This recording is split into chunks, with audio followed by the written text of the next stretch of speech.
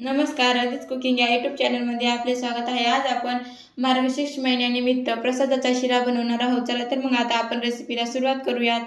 बनवण्यासाठी सर्वप्रथम मी इथे दूध गरम करायला ठेवलेले आहे। दूध गरम होते तोपर्यंत आपण रवा भाजून घेऊयात।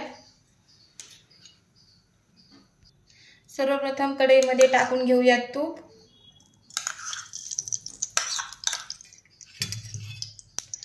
तूप चांगले वितळलं, छान गरम झालं की त्यामध्ये आता रवा टाकून घ्यायचा आहे। अर्धी वाटी इथे रवा मी घेतलेला आहे। रवा छान आपल्याला मंद आचेवरती तुपामध्ये छान भाजून घ्यायचा आहे।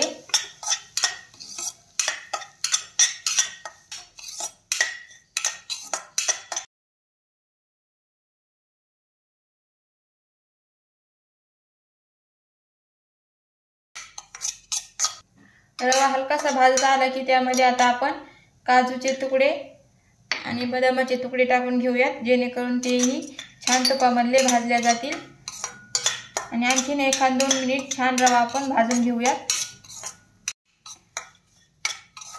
तर इथे आता रवा छान भाजलेला आहे। आता यामध्ये आपण दूध टाकून घेऊयात। दूध छान मिक्स करून घेऊयात।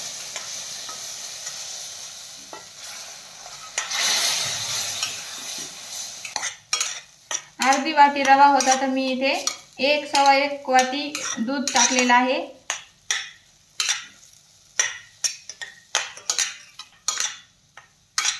दूध छान रव्यामध्ये मुरलं की त्यामध्ये आता साखर टाकून घेऊयात।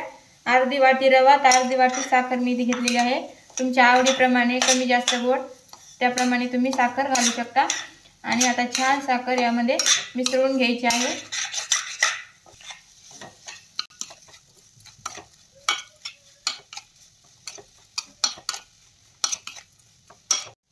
तर इथे आपल्याला छान साखर रव्यामध्ये विरघळेपर्यंत आपल्याला हे छान असं हलवून घ्यायचं आहे।